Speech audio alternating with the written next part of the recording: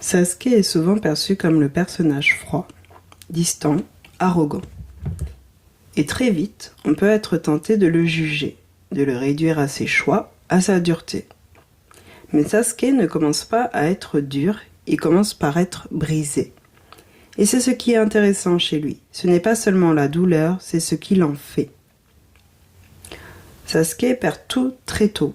Sa famille, son clan, son sentiment de sécurité. Contrairement à Naruto, il sait exactement pourquoi. Il a une image, un responsable, un récit clair.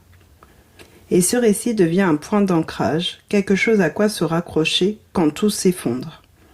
La douleur de Sasuke n'est pas diffuse, elle est ciblée. Très tôt, Sasuke fait un choix intérieur. Il ne sera plus jamais vulnérable.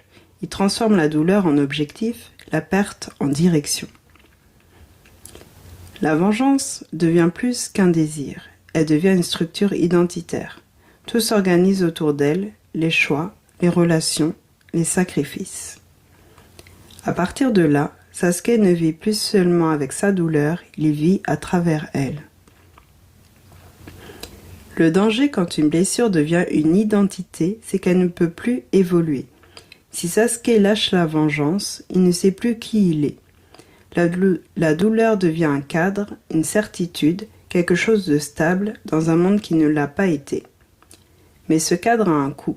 Il coupe du lien, il isole, il empêche toute autre lecture de la réalité. Sasuke n'est pas seulement en colère, il est enfermé. Beaucoup d'adultes vivent avec une blessure devenue centrale. Elle peut prendre différentes formes, une trahison, un abandon, une injustice. Et parfois, sans s'en rendre compte, on organise toute sa vie autour de cette blessure. Sasuke nous montre que ce qui a permis de survivre un temps peut devenir ce qui empêche de vivre. La question que pose Sasuke n'est pas « ai-je eu raison d'avoir mal ?» Elle est plutôt « qui suis-je si je ne suis plus seulement cette douleur ?»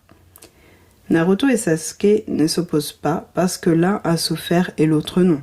Ils s'opposent parce que l'un accepte que la blessure ne soit pas toute son identité et que l'autre n'y est pas encore prêt. Je te laisse avec ça, respire et à bientôt.